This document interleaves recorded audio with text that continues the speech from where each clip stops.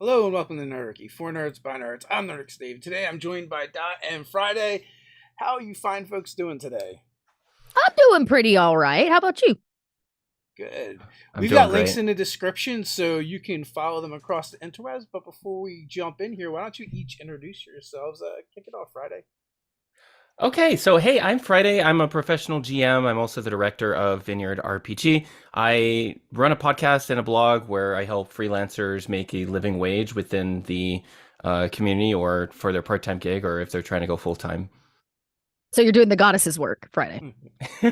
I mean, like, I think so, but I mean, Yeah. like, I'm Dot, everybody. I'm the marketing director for Kobold Press. I used to do a lot more freelance stuff, much like what Friday supports, but Kobold has taken me over full time. So I do a lot of freelance stuff on the side. I've got a podcast network that focuses on mostly adult-based storytelling using tabletop. And yeah, and then the rest of the time, I'm like full-time Kobold, 3 kobolds in a trench coat. Nice. Well, both of you welcome. And today we're going to be talking a little bit about Flag, but mostly Vineyard RPG. So let's kick it off with that. And somebody please tell me, what is Vineyard RPG? so Vineyard RPG is a book that you can buy very soon. We're going to Kickstarter April 3rd. And what we are doing is we're creating a book with compelling villains. We feel that there's a lot of books and RPGs out there without that element to it. So we're creating a full setting, and everything within it is going to be modular that you can take out of our book and play into your home game. We're going to be both 5th edition and Project Black Flag compatible, and it's going to be flexible enough to where you can sort of use it however you'd like to. And what is your role in all of this, Dot? Well, Friday drugged me in to do some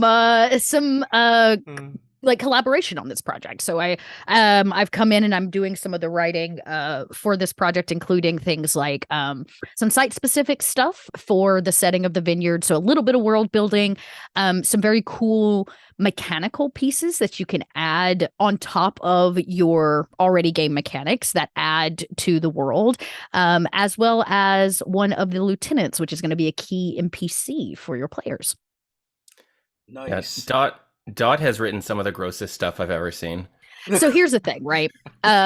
When Friday told me about this project, I had just finished another project, which has been announced with Modifius. I'm the world designer for the new Fallout RPG campaign that's coming out, the new book. And I had some pretty gross stuff in that. It's Fallout. And I, under Friend EA, was sharing a lot of it with Friday on the back end about my excitement, about the fact that like somebody let me write the really dark, obscure, horrible things in my mind. And then Friday was like, hey, I have a dark, obscure setting. Do you want to dump some more of your really dark ideas into my game? And that's kind of how it got started. And the answer was absolutely. So, Yeah, so is this like therapy for you? I guess, really, horror has always been my favorite thing to GM and play in, right? I run a basically right now it's a World of Darkness podcast, but we're looking to branch out. But my bread and butter has always been horror, not fantasy. Like even the stuff I ran when I was freelance. So for me, this actually feels a little bit like home. And so it's less like therapy and more like this is the kind of storytelling I love. And we can go all down the chutes and ladders of like yeah. why horror and all of that. But really, one, because Friday is one of my best friends. And two, anytime I can write for somebody that lets me, I don't even want to say push the limits, but has a safe and comfortable space to present the difficult horror topics that just don't oftentimes get covered, or some new mechanics and ideas that give quirky, weird things to it. So One of the reasons why I initially approached Dot was not because I knew that Dot was a writer, but because I knew Dot was a great storyteller. And Dot crafts these like incredible stories as a GM in both like the Alien and Coriolis and those sort of like cosmic horror environments. And I knew that I needed a writer that fit those sort of elements because we do have like gothic horror and we do have some like other sort of dark fantasy horror and things like that, and body horror. But I really wanted someone with Dot's ability to tell a story to write down some of the things that I have heard and seen her display either in like the podcast that she's done or some of the live plays. And just so Dot doesn't get in trouble, Dot did not tell me that she was working on Fallout. I actually had no idea until the announcement came out. She told me she was working on I didn't say it something. was Fallout. I said I was writing something. Yeah, Well, my something. NDA said I couldn't tell you, but I did tell you I was writing a thing. Yeah. Now I can Yeah. I can say it's Fallout. But yeah, and honestly, even in the mechanics that I have added, these kind of new bits to the Vineyard project, all came out of things I was already doing in my GMing. One of them actually came out of the core one came out of the way that I was working with other channels as well as my own to actually monetize. And then I took the monetization out of it, of Twitch, the gamification process of like you donate to get X, Y, and Z, and I turned it into a game mechanic because it works. Yeah, the what she is talking about is the we have like a creeping darkness mechanic. We have like 3 different routes that you can go as a player generally. Mechanically, if you're talking about like the environmental effects and like your advancement, either through the Vineyard. The Vineyard is an undead organization where you generally you owe debts to them by signing contracts, and they're essentially like loan sharks, or they function like a corporation. And when you don't pay those debts or whatever, then they come to collect in various ways that we could talk about.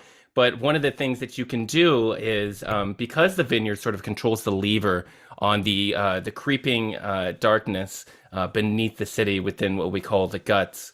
The other factor is that sometimes you have these sort of chaotic dark elements, and one of the things we wanted to capture in this book was the sort of cosmic horror of like the ever encroaching darkness of space, and how it just kind of spreads, and there's elements of those space horror movies that we wanted to sort of capture, everything from like Alien to like what's the one with the guy from Jurassic Park?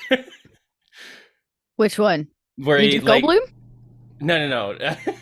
I'm so confused. Now I want to write a Jurassic Park in space. Okay, save that for another day, Dot. And Friday's right. Like we wanted to. I have a bit of an obsession, and specifically with horror, of this idea that really the scariest things are the stuff that we can't understand.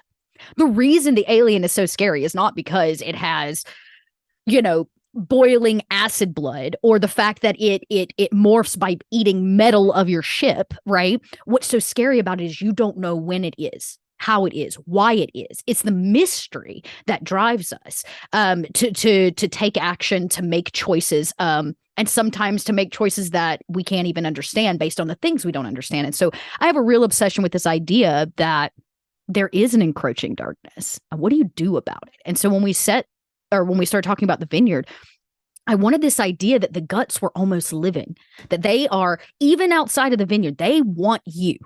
And every time you do something great or heroic to fight the darkness, all you're doing is drawing the darkness closer to you, because it sees you as its competition. And so there's this idea that all these heroic, valorous things that you're doing as adventurers or players or your PCs are active in is actually a beacon in the guts for them to keep nipping at you. And eventually it's going to get you. So what do you do about that? I love that idea, the like you said, the shining beacon, because also it's so much rewarding for the darkness to overtake and corrupt those individuals to the. Yeah. So organized crime wasn't evil enough for you. You had that corporation to it as well. Yeah. Well, contracts are easy. I started working with, I approached Legal Kimchi about writing on the project. If you know Legal Kimchi, the YouTuber, a real attorney in real life. And I was like, hey, so I'm creating this undead organization that works like a corporation, and here are my ideas. And then I showed my ideas to Kimchi, and he was like, yeah, so this is like less evil than like the corporations that I deal with. Yeah, so, the actual truth. Yeah, so we had to make it like sort of gamified so it'd be fun, and we have like opt-out mechanics and ways you can sort of weasel out of contracts, or like there's a loophole, as it were. But so I consulted with Kimchi, and Kimchi is going to be doing the writing on our boilerplate contracts. We're going to have contracts available for people, for GMs to use as players can opt in for these things. And we're going to have basically, you get like a bonus, right, to your power you get like a special thing that you can do because you've signed a contract with the vineyard, but you still have to pay. You know what I mean? Like there's some drawback in some way. And then as you increase your relationship with the vineyard, you can potentially like gain more of that undead power and you become more undead and less human. So. Yep. What was your inspiration for the vineyard? Well, it initially started as a homebrew campaign, and the Vineyard was just one of the factions that I created because I was just like, I like mob movies, I like horror movies, and let's create some kind of corporation that would be fun. And I just started creating NPCs that I thought would be fun to interact with, and it sort of coalesced in the Vineyard. And all the other factions that I had created for the game were less interesting to the players as well. So after a while, I decided that I wanted to expand more on just the Vineyard. So initially the book was just a faction book, and we have kind of expanded to a full setting book now. So you have the entire city if you'd like. You can take the city or parts of it and you can put it in any sort of setting that you have, whether it be Forgotten Realms or Midgard or wherever it might be. Or you can just use the setting by itself in its own unique world. Yeah, you can put it under any city you want. So is the concept that the Vineyard is an organization that the players are going to belong to? How does it interact with your players at the table? So there are 3 general routes that you can take that we're providing in every sort of story plot and hook. Our book is structured around our lieutenants and the big bad NPCs. We have very large dossiers. They are 6 to 10 pages. Of just information that you can use, everything from personality, history, plot hooks. They all have layers. They all have dialogue that you can use to start conversations or interact with people. They have locations that they're kind of tied to, and they interact with or have a special place or whatever. And for the most part, most players are going to find they have 3 routes to interact with the Vineyard. So there's join the Vineyard, which is considered so we're speaking the same language, like a lawful evil route, right? Yep. The Vineyard is interested in gaining more, always gathering more secrets, blackmailing more people in order to prop up their leader who is trying to coalesce into the undead god of secrets at the end of their career, essentially. And she's working on a retirement plan. Yeah. And the other route is the chaos, where you're sort of like it's like kind of an anarchist route, in which you're not working for the government, you're not working for society, you're not working for like your family or anything. You're not working for the Vineyard. You're sort of embracing the darkness, and you're sort of utilizing that as a weapon to sort of shatter the hold that the Vineyard is trying to control over the city, because the way that the Vineyard has sort of weaseled its way into politics is a control of the lever that controls the darkness beneath the city. And then there's the third route, which is considered the more human or general good route, where you're going to resist the darkness, you're going to resist the chaos elements that are going to corrupt your character, and you're going to resist owing too much to the Vineyard.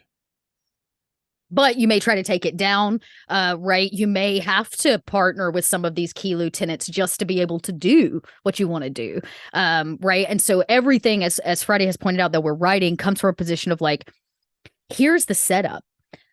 Whether you're evil or neutral, right, or you're going this kind of all good route, there is a way to take this content and put it in your campaign, or for your GM to put it in the campaign.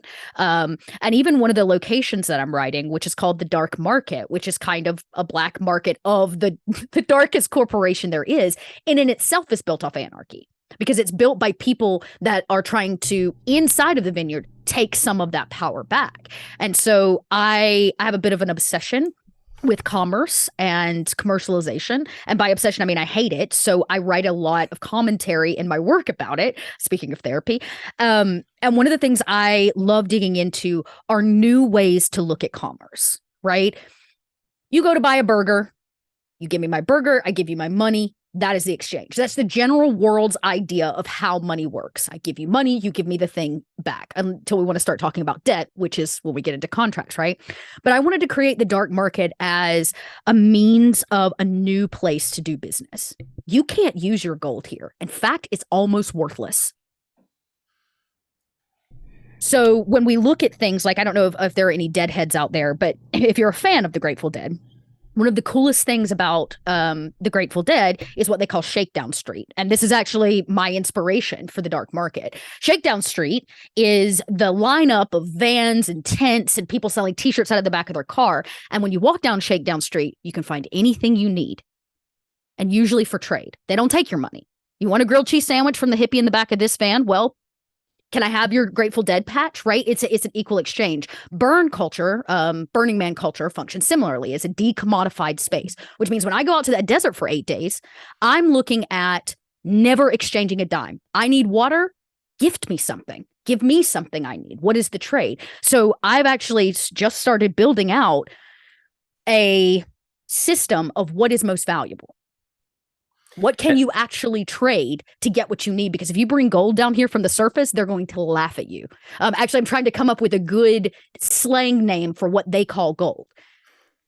Yeah, for dealing with the vineyard as well, one of the things that we have put in place is that secrets are one of the most valuable things to the vineyard. And it functions like a currency in a lot of ways for the vineyard as an organization, not directly connected to the dark market, but kind of adjacent. Mm-hmm. So if you have a secret, the vineyard probably wants it. And when the vineyard gets your secret, they magically capture it and modify your memory so that you do not remember the secret. So some people broker in secrets so that they don't have to be in danger for the political secrets that they know. And once you give a secret to the vineyard, sometimes the clerics of the Wandering Mother or the acolytes, they will turn that secret into a Whisperborn. A Whisperborn is a person that is created out of a secret, and they live so long as their secret is never spoken. When their secret is spoken, they are killed. That's crazy. Yeah. So you do pro DMing. Mm-hmm. Are you running the vineyard now for your clients? I have run vineyard games before, mostly just like encounters and like one-shots, focusing some different NPCs that we have in our full dossier. But as of right now, I'm running the preview adventure that we're going to launch with the Kickstarter on April 3rd. I'm going to be running that on Sundays, I think, so 19th and the 26th of this month. I'm going to be running that 3 times each Sunday. And then, yeah, that'll be the first time that I actually like run like a full like prepared adventure from the book. But yeah. And how long have you been working on it? So 2021 is when we started work on the vineyard. I mean, we started conceiving it. I got together with my co-creator, M. Ebel. M. Ebel is one of the co-writers on Icewind Dale, Realm of the Frost Maiden, and created quite a bit of that before I reached out to them. And then we were collaborating on some stuff, and I was their marketer for One Night Strahd, if you know that product. From DM's Guild, and then we started working on this. And we started gathering more contributors from there. I think most of our writing started in about a year ago. Yeah, that's about right. March. Yeah, about a year ago when we first started doing drafts and sort of shaping that up to what it is today. So, what is each of your favorite non-D&D game? Oh, you first, Friday. No, putting me on the spot. Do I have to say Thirsty Sword Lesbians? I would don't have to. I would say either that or Alien RPG, probably. I really like Alien RPG. It's fun. I'm a big fan of Alien as well. But honestly, the system I wrote that I was talking about, this kind of guts mechanic, this corruption mechanic that I put in, actually came out of my Coriolis game, which is another product by Free League. It's kind of a low sci-fi, if you want to call it that, game. And it's probably my favorite sci-fi setting for tabletop, which is hard for me to say because I'm a Ridley Scott fan.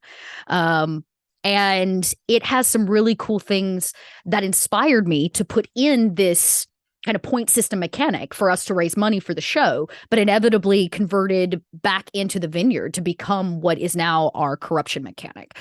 So really my time on Coriolis from 2020 to the end of 2021, no, I'm so sorry, the beginning of 2022 really inspired me to write that funding mechanic into game mechanic for this specifically. So I'm going to say Coriolis because Friday got to the Alien RPG, but I'm a pretty big fan of both of those. But if you want to talk about a fantasy setting, and nobody tell Kobold Press, I do love Midgard. I swear I do. It's why I work for them. But this game right here, Overlight, is the most influential fantasy game I've ever played. And it's actually put out by Renegade.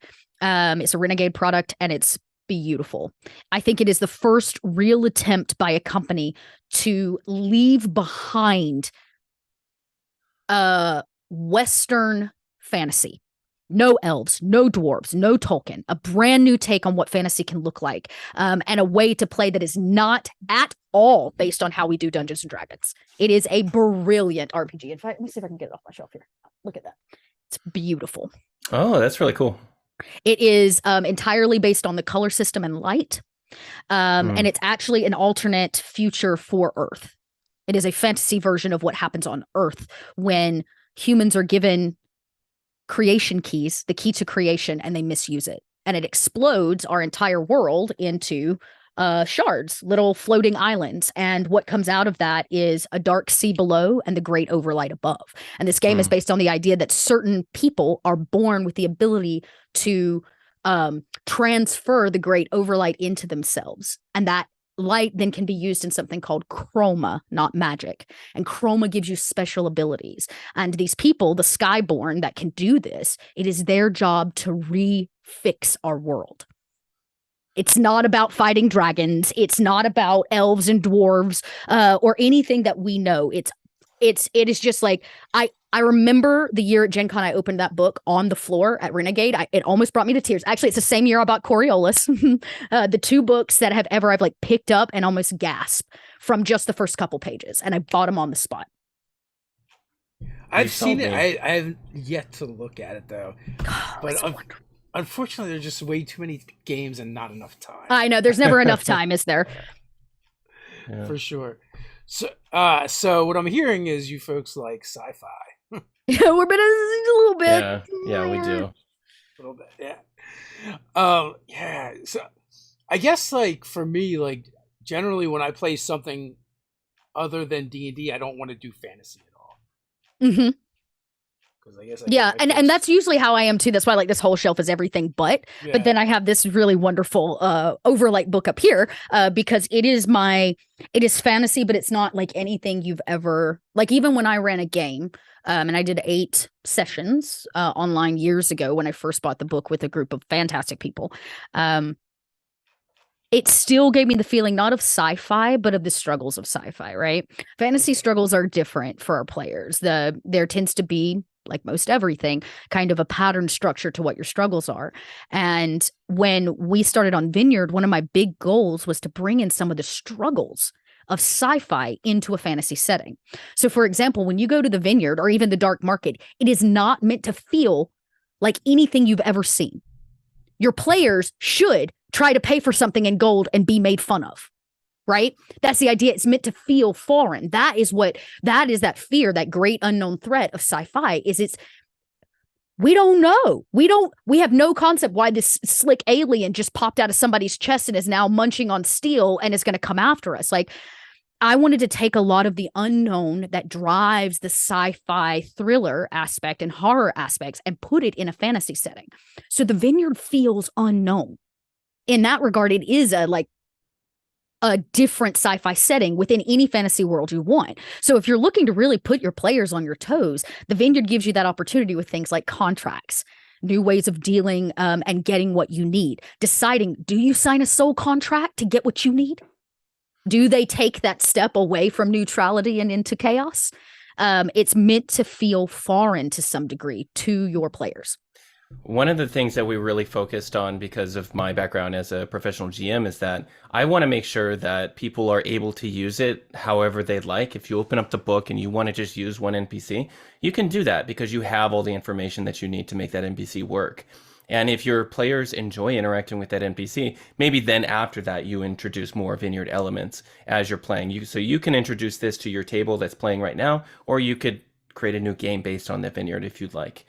So the way that we have basically built the book around the flexibility of the GM is so that you can sort of cater the sensibilities of your table to be able to interact with this. And then you have stuff you can just reference and play and use right away. And it's fully fleshed out for you. So I've got two questions, kind of one for each of you.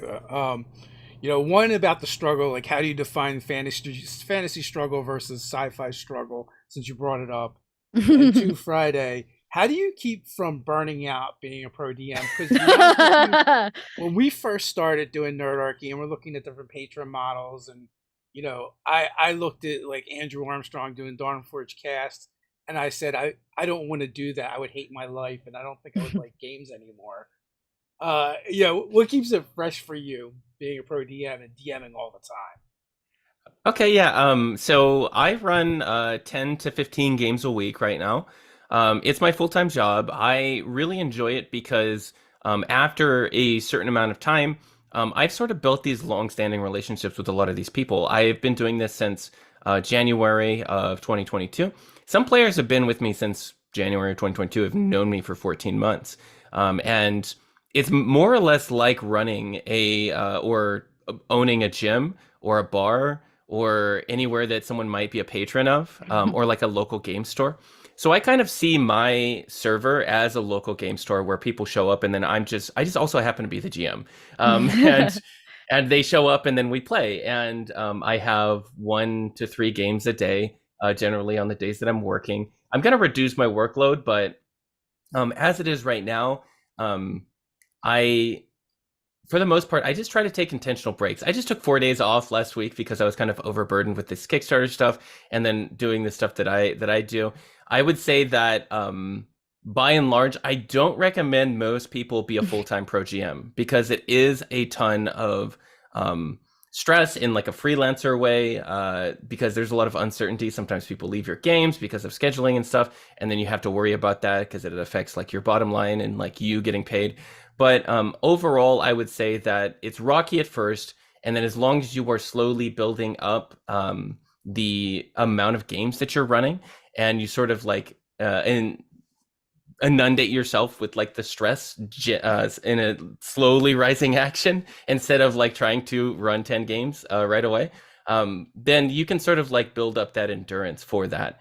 I know the first time I ran 3 games in a day, it was like a huge undertaking. Even like 2 games the first time I did that was really sort of draining.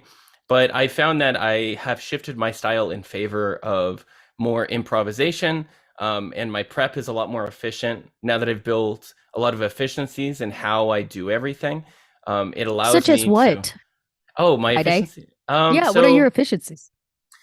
Well, generally, I only spend like 30 to 60 minutes to prep a game nowadays, as opposed to like spending like when I was first starting DMing, I was like every new DM probably spending about 4 to 6 hours prepping when I was first learning how to DM and stuff. But I have really fine-tuned like what do I need to prep and what can I just improv. And a lot of the time for me, like I can go into a game with like 3 bullet points and then I'm good. And then if I need assets for the VTT, then I get the assets ready and then I sort of work around that. And as long as I understand how to interact with the players and how to sort of engage people and make it a fun experience, and I know generally where like the B plot is going, the overarching plot, then I can sort of maneuver around that. So I would say that less hard prep, more improvisation is one of my biggest efficiencies over time. And I think that also speaks to like my personal preference for trying to do more live play shows. Like I just had the wonderful opportunity to be GMing for 3 Black Halflings. So I did that, and so. Great. And also, we don't want you to give away your trade secrets here, Dot. Oh, no. Trying to pry them out of Friday. You asked what I thought the difference was between fantasy and sci-fi. And obviously, we can get down to like all of the nitty-gritty, right? Yeah. Specifically the struggles. So the struggles oftentimes when we're watching fantasy, at least when we're talking about the patterns that arise, right? Now we can always break the pattern like something like Overlay does, and it happens. And I encourage you to continue making it happen. But fantasy's structure, its pattern tends to be that choices are built around the idea of either destruction or saving something. Right? We're either a chaotic or evil group and we're here to bring down X, Y, and Z thing, or we're a group of adventurers who are here to try to save the day. That is the setup for or for both fantasy. by throwing the ring into or both. volcano. Yeah, exactly. Into the volcano. Like you could be Frodo saving the day by destroying the evil object, right? Or you could be Sauron and all of his goons that are trying to come and stop the Fellowship. But that is usually baseline standard. No matter which way you bake that cake, don't matter what icing you put on it, usually it comes down to, are we destroying something or are we saving and building something? Sci-fi tends to, now I'm not talking about cyberpunk, everybody. That's a whole other conversation. I do not consider cyberpunk. It is a branch of sci-fi. It is not usually under the large umbrella. And y'all can hate me all you want for that. But because cyberpunk is really the fantasy sci-fi. Cyberpunk follows a similar structure. You're either here to take down the man or you're here to build him up. Other sci-fi, real what I call hard sci-fi, or is built off the idea that the whole point is to figure out the unknown.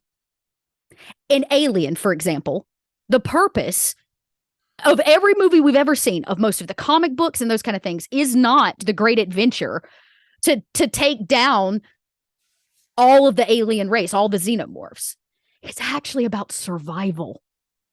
Sci-fi is about survival. Blade Runner, right? Alien, Predator. Toss another. Pick a Philip K. Dick novel. Pick any one you want, right? And when we actually look even deeper, and we want to go back to what I consider the first sci-fi novel, Frankenstein, right? Written by Mary Shelley. Sorry, gang. First sci-fi comes from a woman. About survival, your place in this world, right? Frankenstein is not about, oh, we're going to take down the man, or, oh, we're going to save the day. Frankenstein is about finding himself in the unknown. It's about Dr. Frankenstein and the monster, right? Taking down the concept of, or trying to face the unknown. Can I bring something back to life that has a heart and a soul? Can I make up for my mistakes as a doctor? And in doing so, you create another mistake that now lives its entire existence trying to figure out the unknown. Sci-fi, the real core of sci-fi, is about your players digging deep and trying to answer for the unknown. And so what I wanted to do was bring just a little nugget of finding the unknown in the Vineyard. Inevitably, it is a fantasy setting. You're probably going to play it in a fantasy world. But the idea is that as they step out of the fantasy, the Vineyard is not about, are we going to take down the man or are we going to save the day? The Vineyard is actually a really muddled in-between space. And that's what Friday's talking about. There are 3 tracks you can take. And sometimes you might be on this track and you're going to make a decision that puts you over here. And then even farther deeper, if you sign a soul contract or you do a thing, you got to figure out the unknown. And so I really wanted to bring that view of sci-fi and the things that I love about hard sci-fi, the unknown, which this is why we love Cthulhu, everybody. This is why we love our Eldritch stuff, and it's why it gets used the most in fantasy. Why? Because our fantasy is lacking the adventure of unknown. So we use Cthulhu, or we use the Cthulhuos, as you would, right? The great, to bring it into our fantasy settings. But really, the Eldritch unknown is what draws so many people to it, because you can't explain that Eldritch being. You can't explain the what's going on in the Vineyard or the guts. It's almost outside of our reach of understanding. All you can do is survive. And in that survival, you're trying to gain answers. And so I did. I guess it is a hot take. Sorry, everybody. I got my opinions. But as a girl who runs a ton of sci-fi and does it successfully, I'd like to say that is a kind of viewpoint of structure that I tend to use. And I really, really, really wanted to bring to Friday's, to the Vineyard and to this project, was like, how do we put your players in a place of unknown in a fantasy world that is not Cthulhu? I just want to say, Dot, I'm so glad I brought you on this project, first of all. And then and then secondly, I wanted to also emphasize that there there's a very wide selection of lieutenants that you can use to these NPCs that you can use to interact with your party and sort of introduce. And like, if you try to introduce one through like our rumor system or any of our other plot hook threads, like, and you try to introduce them that way, and then the players don't bite off on it, you just try another lieutenant, Try like another one that, yeah, try another one until like the players are interested in interacting with a particular lieutenant. And here's the thing. I built the darkness mechanic. So eventually, if you take on enough of the darkness, the rot, as we're calling it, right? The rot onto yourself, there is no reversal for that. I'm actually a huge fan of the scientific concept that energy doesn't go anywhere. It changes form, but it never dissipates. So when the guts create evil or darkness, it has to go somewhere. And if you take it into yourself, you don't get to get rid of that, at least not easily. So there is no magic spell that corrects you. There is no like, well, here, let's just revivify you or cure your arm. The darkness is an inevitable thing. It is inevitable. So I've actually written that mechanic. So eventually, if you take on enough rot, there is a lieutenant you're going to have to see, or you will lose yourself. You will have to hand your character sheet over. Yeah. So 2 things. I'm actually working on something similar. Oh, with a similar thought pattern when it comes to corruption and that rot you're talking about. And 2, I'm a huge fan of the shotgun method. You know, like I inundate my players with plot hooks and and just drop the ones that they're not interested with. Yeah, that's good world building. Yeah, and the other thing that because the book is like opt-in basically, and like you can pick what you want to use, but if you really wanted to sort of emphasize the structure around this lawful evil organization that is like a undead corporation, you can use the mechanics that or the sort of story structure and the themes and the tone that they have a monopoly on all rare gems. What are rare gems used for in this core fantasy, this sort of Black Flag fantasy? What do you need a diamond for, everybody? Yeah. So they have the soft monopoly on diamonds. So when you get some of your party killed or something, inevitably what you have to do is you have to go to the dark market to find an illegal diamond that's not stamped, essentially, or marked by the Vineyard, or you have to go make a deal with the Vineyard in order to bring back your party members. Or worse, you got to go out into the guts and find it yourself. Good luck with that. Yeah. And the system is set up so that if you are not providing a good enough trade for the Vineyard, they might give you some of their less than desirable diamonds, like diamonds that only revive you for a limited time, like a loan shark corporation might do, or some sort of resurrection diamond that might provide some effects that you're not very fond of. And then once you pay back your debt, maybe you can buy a premium cure for whatever ailment had been given you. So this is something that we want GMs to use, like, through their own discretion and not like suck all the fun out of the table. But sometimes it is a lot of fun for a player to feel a little oppressed and to feel like that pressure of that pressure is on. And honestly, the mechanic, the guts mechanic actually provides players an opportunity. So I believe a lot in the back and forth of the GM. No one person is really running this table, right? If I'm just a GM, I'm the facilitator, but I got plans, you got plans, everybody's got stuff they want to do. And so in the mechanic, you only, as a player, take on the darkness, the corruption into yourself by choice. And it's an opportunity for you to do it at the worst possible time. Your team is surrounded in the middle of combat. Everybody's going to die. You as a player can say, nope, I'm taking a tick. I'm taking in the rot, which means the GM loses control of the moment. The player narrates how it goes down, that they had this great heroic thing. But remember what we said about heroic acts in the guts. It draws in the darkness. And so now it's got you. It got what it wanted. Your heroic act gave the darkness exactly what it wanted, which is one more tick on you. Now, you got to bear that rot in your soul, on your body in some way.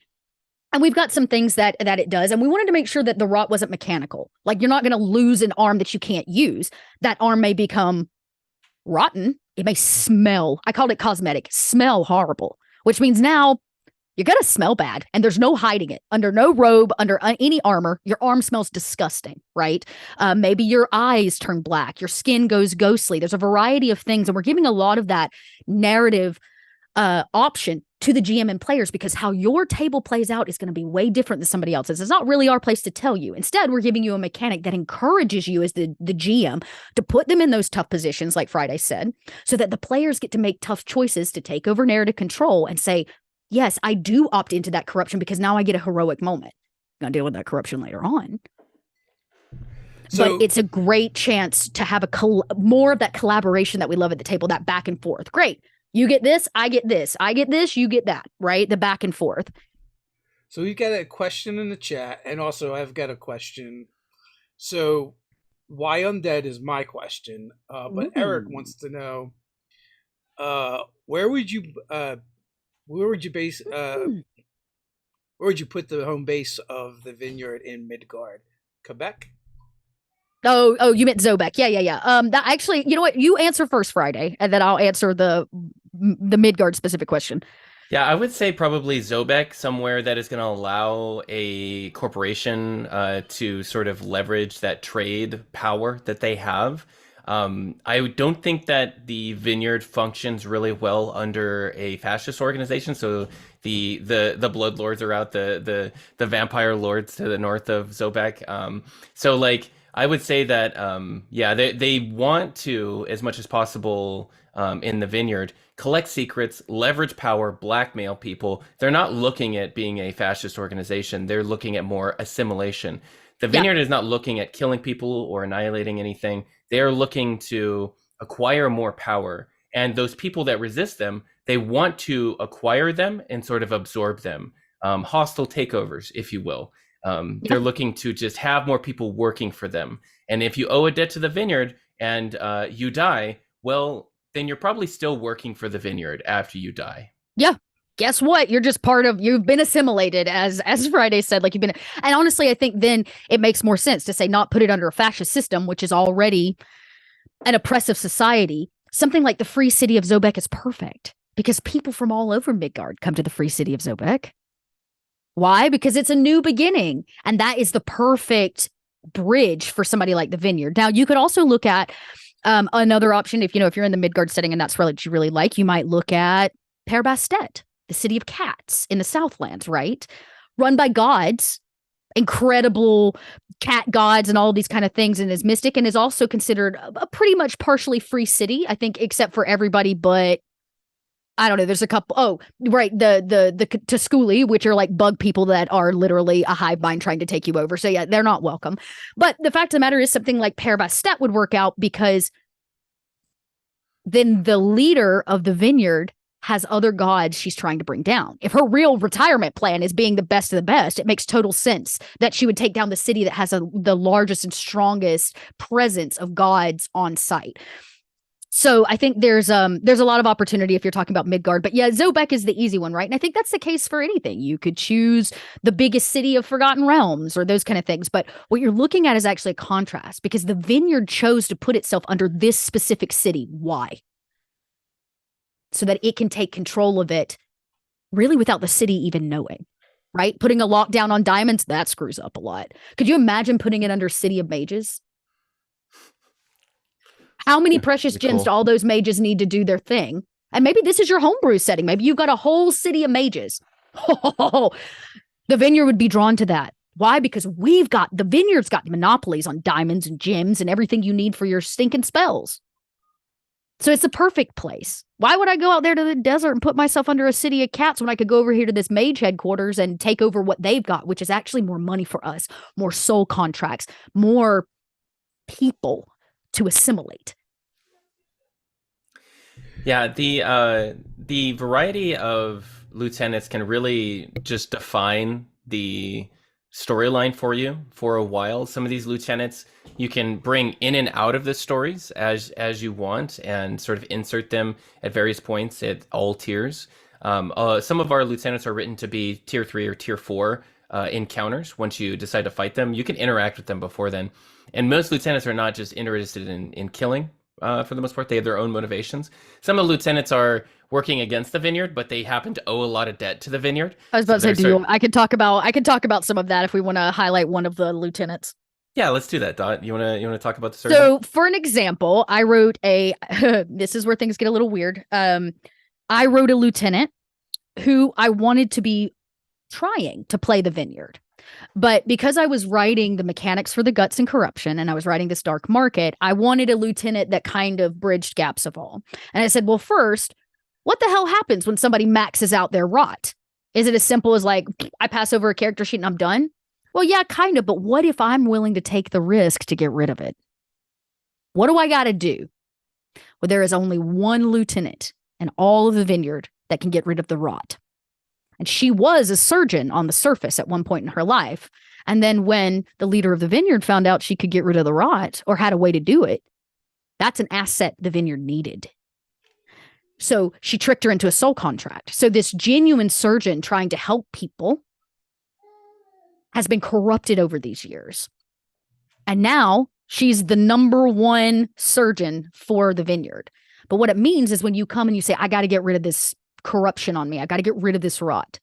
She says, all right, I'll do it for you. But whatever I take out or off of you, I get to keep. So you're going to go to the surgeon and she's going to amputate that smelly arm. She gets to keep it. And you might walk away with a new tentacle, a replacement piece, whatever you choose, right, to replace it, which is cool for our players because now you get a chance to kind of augment yourself in a chosen way. But what is the surgeon really doing with all these body parts? What are they doing with it? I think we just come full circle to Frankenstein's monster. Right. Okay, so you're beginning to see where my inspiration's coming. You're going, okay, this surgeon is taking blah, blah, blah. Well, the surgeon actually really hates the Vineyard because guess what? She was tricked into a contract her whole life. All she ever wanted to do was help people. And now she's living in this shitty place on a soul contract. And she's having to amputate or literally squeeze the rot out of people. Ew, milking people for rot. Milking people for rot. So when Friday says Dot got a little weird, she means it. But yeah, the surgeon grossest, is actually grossest stuff I've ever read. I'm sorry, I could get worse, but is exactly this book going to come with a trigger warning?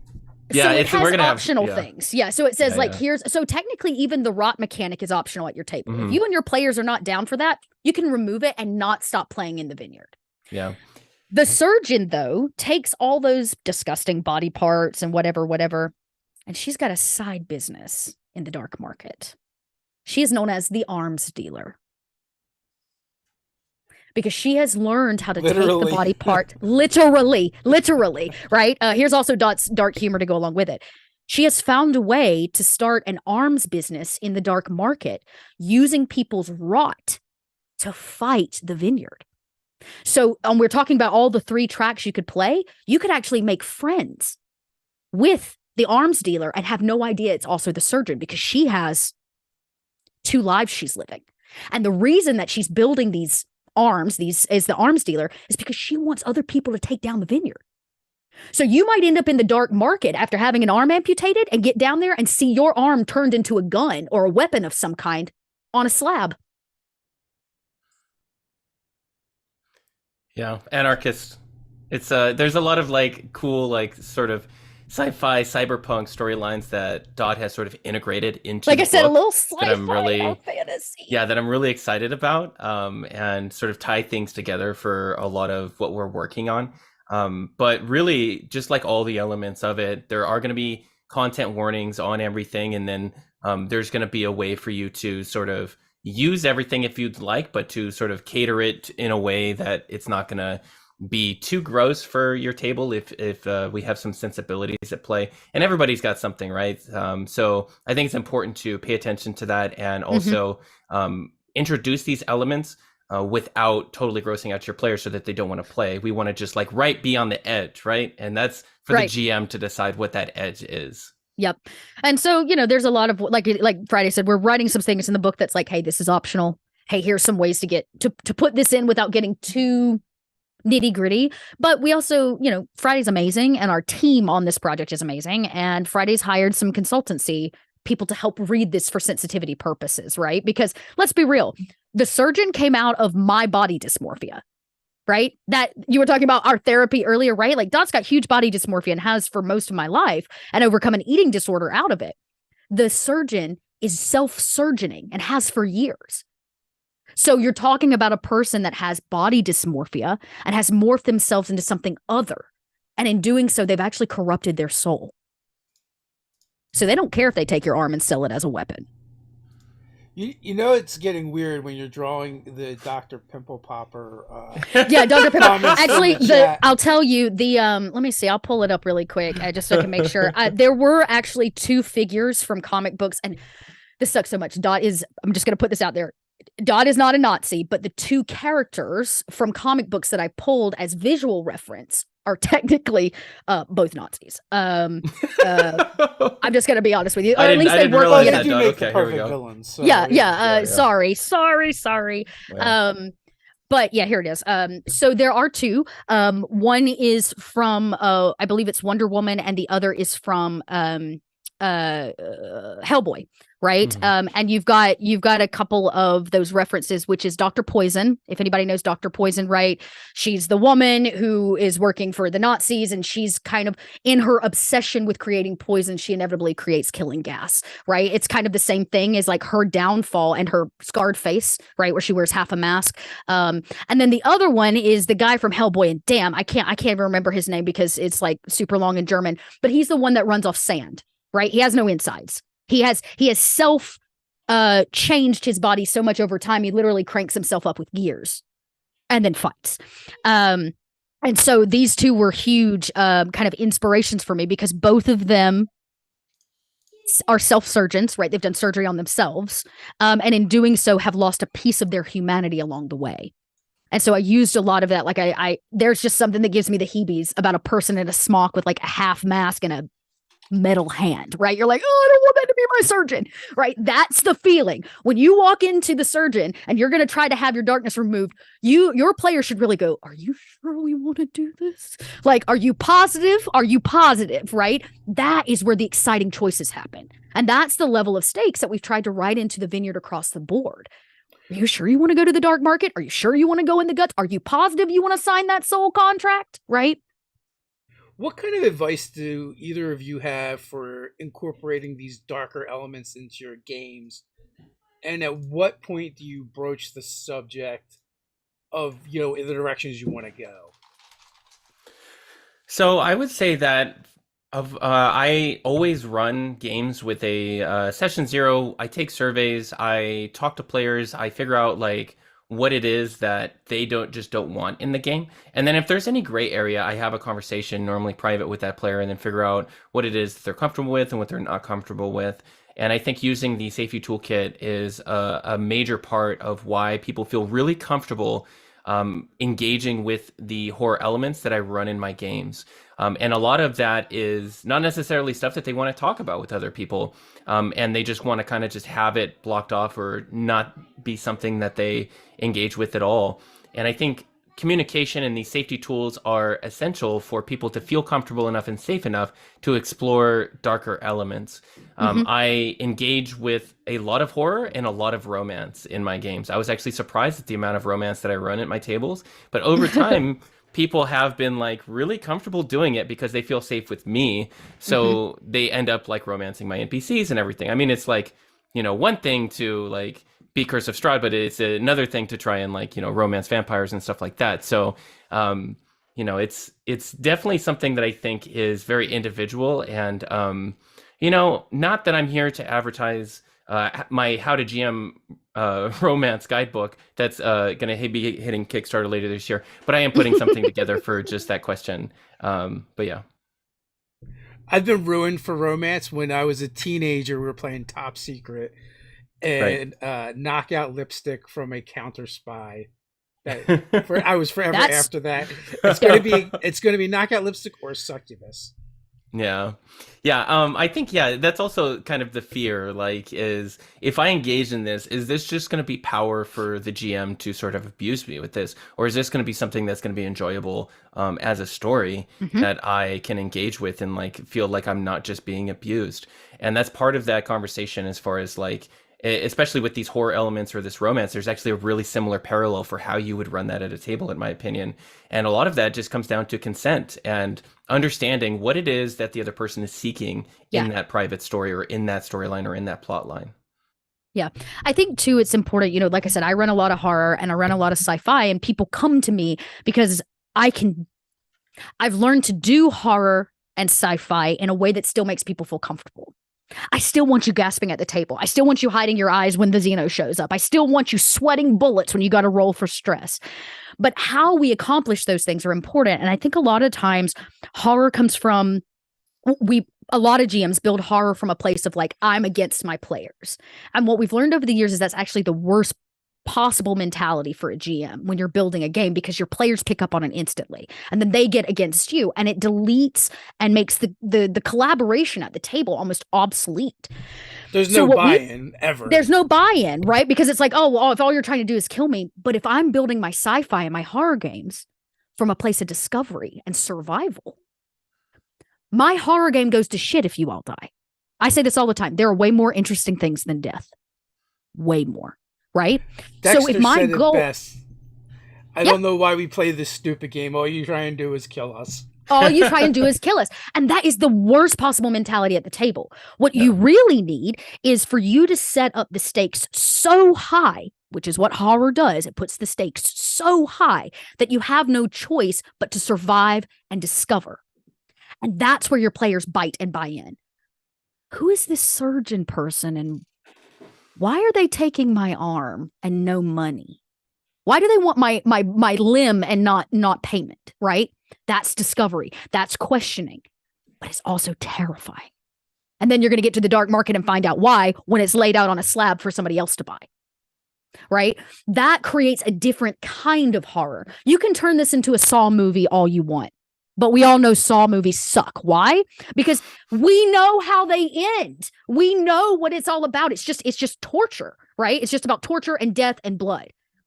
If I can get that from a Saw movie, why would I want it at my table? What I want is the discovery of something totally new, of watching my players actually try to survive the alien, of my players actually going, are we going to make this deal with the Vineyard to get what we really, really, really want, which is to take down X, Y, and Z? That builds not only better story, but it builds better buy-in. And when you have real buy-in from your players, something that Friday is obviously clearly great at, or Friday would not have as many tables as they do. I think it comes from player agency. Like, as soon as you remove player agency, or they don't know how they can interact, or they don't know like what their power is, or like how they interact with the game or accomplish things, then they're just like showing up to be abused, and then they sort of disassociate, and then they leave the table because they feel like what they do doesn't matter. So a lot of the conversations that people using the Vineyard RPG will be having is like, what sort of story are you looking for, and what are you interested in? And this gradual introduction of the horror to a campaign is the way to do it. Like, you slowly introduce, and if people turn away from the nastier stuff, that's fine. There's other things within the book to use that are still going to be exciting and fun for them to engage with. Yep. I mean, I've even built a mechanic I've built some things in the dark market where it's like, I'm not even telling you how the dark market's made. Like what's in it. I'm giving you a couple locations, right? There's the arms dealers. You can go there. And there might be this little thing or that little thing. And I'm telling you who runs the dark market. But I've actually built tables to random roll and help you as the GM build the guilds in the dark market, or to build the businesses in the dark market, because the kind of business your table might need is way different. And if they opt out of, say, all the gory stuff, you're not going to ever see the arms dealer because they don't want to go watch body parts out on a slab. But what you might be interested in is, I don't know, a random guild that instead of the Indiana Jones way of taking the artifact, they instead fight the Indiana Jones and they put it back. We have a villain that steals dreams, and then the Fae, and then deals them basically to the Fae like drugs. Oh, but they have a much different effect on mortals than they do the Fae. Yeah, that's super cool. That is super cool. I love that. But see, that again is like the goal, as Friday said, is once your players have consent, they feel like their choices matter, that boundaries aren't being crossed. Within that is actually the room to play. It's where we find the best things, because now we can be a little vulnerable. Now we might be able to go see the surgeon or talk to this person or brave the guts or sign a soul contract because we know my team's got my back and my GM's got my back. Right? I feel like too, like once you build that relationship and that trust with your GM, the players will offer up the scariest ideas to you if you just listen. And you know what's funny? That the rot mechanic I've built is entirely based on that. Because really what happens is the GM gets points. You get a pool of cool things to spend. And those are entirely based off the actions your players take. So if they choose to re-roll a roll because it was bad, that's an option. But when they re-roll, you get a rot point as the GM. You get a point, and it's in a pool. And your players, it says it's stating, like, all your players have to be able to see your pool of GM points.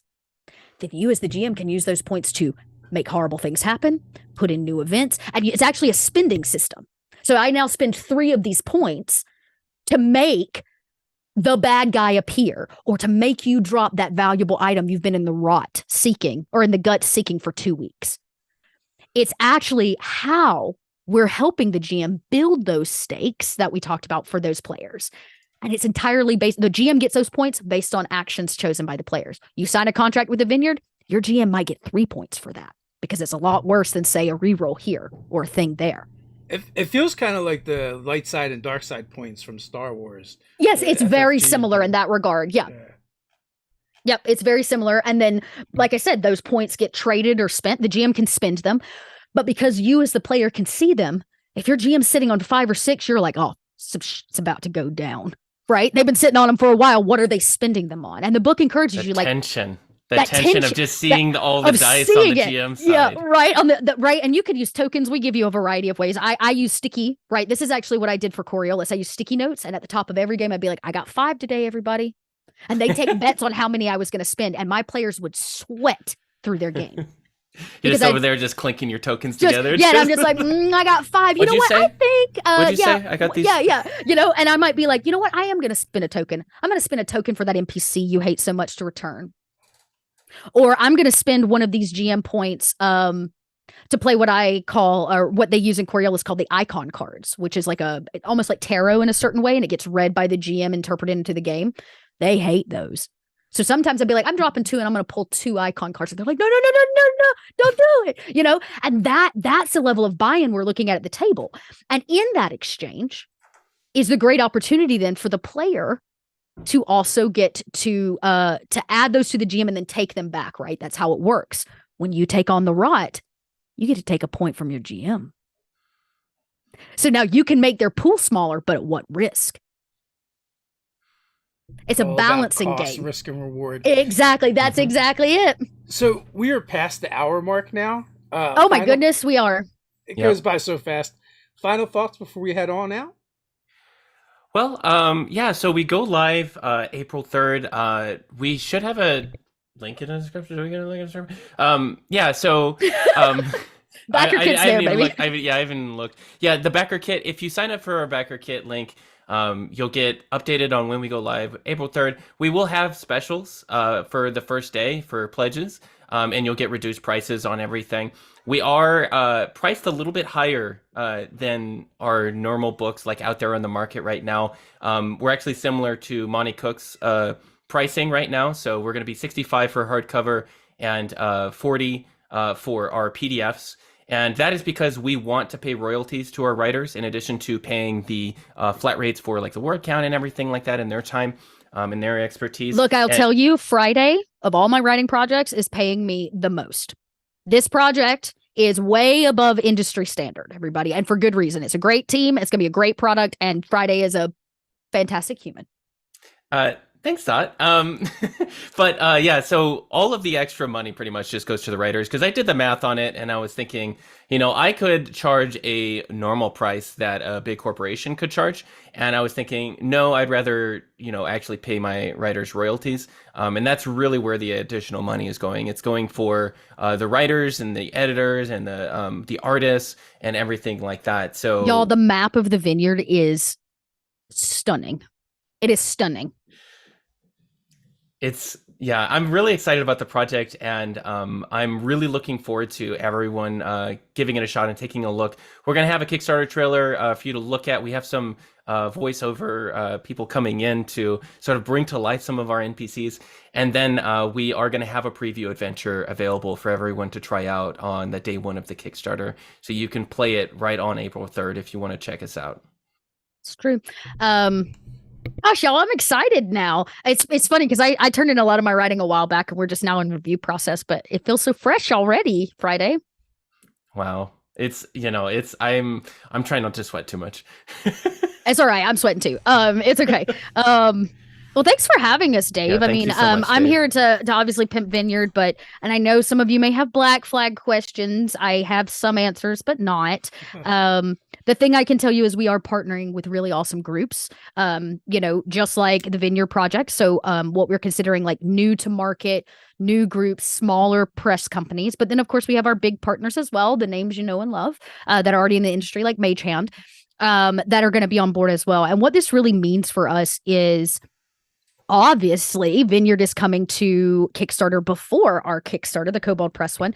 But what we're really trying to do is support projects and companies at various sizes, states, as soon as they're ready to go. Because here's the thing: Project Black Flag was an answer for our community, not for Kobold Press. Right? Will it help Kobold Press? Yeah, of course it will. It's hopefully going to be our legacy. But it was created and designed for the community, which means we are not interested in asking Friday to wait until our piece is out, because that doesn't support our community. That just supports Kobold Press. So along the way, you're going to see some Kickstarters that may launch before ours, right? Or right after ours. And the reason is because we didn't want to make the Vineyard Project wait. Instead, we're trying to work with them diligently under contract to get them what they need as soon as possible so that Friday can maintain their timeline, right? Which means, as an audience, not only do you need to be patient with Kobold Press, but be patient with groups like the Vineyard, because, for example, their actual like legal system contract, right? The new one that we're putting out, called the Core Fantasy Roleplay System, is not available till the end of the year. So Friday is working around us to maintain the Vineyard timeline, while also still providing you a fantastic product. So there's going to be some weird timey-wimey stuff regarding that, but we're moving forward. We will have it by the end of the year, which means anybody that has not been brought in as an official partner, don't fret, right? Our open irrevocable license that is coming out, right? The Core Fantasy Roleplay. The Core Fantasy Roleplay, the CFR, too many acronyms, will be out by the end of the year. So even you, by the end of this year, can take your project and still put it on the CFR, and have it out there as a 5e compatible product if you are uninterested in other 5e compatible products, I'll say. Yeah. Unfortunately, we didn't get too much Black Flag today. We'll have to have Dot back at some point. Or maybe some other kobolds who I was about to say, you can bring me back over maybe when I got more to announce. Obviously, we're still in playtest. I know everybody's like, oh my God, more playtest. It's coming, y'all. Like, literally, Celeste's fingers are bleeding on a keyboard right now. Because I think a lot of people forget, we started writing this back in the summer of last year, but we started with a lot of unknown. And then when the great leak of 2023 happened at the top of the year, we moved our timeline up one whole year. And I think people forget that, right? Like, we moved our timeline up for all of you. In fact, we canceled an entire Kickstarter we never even talked about publicly, just to put all efforts on getting this out sooner rather than later, to support projects like Fridays, to support the community, and to assure that there is a plan in place for us as well. And it's gone through changes, but we are releasing a public playtest packet once a month, basically from now through August. That includes during the Kickstarter, you're still going to get a playtest packet, right? So part of it is the understanding that this is actually outside of our usual process, because we like to come to Kickstarter with the manuscript ready, right? And that's our usual. But Black Flag got pushed up for our community, for us, for the betterment of this industry, at least from, Kobold Press's standards. So be patient with us. You're going to get more stuff, I promise. Playtest Packet 2, as of 17 minutes ago, is announced for next Friday. Yeah. A lot of scrambling happened in 2023. I want to thank you both for coming on. As always, folks, links are in the description. Go check them out. And until next time, stay nerdy. Bye.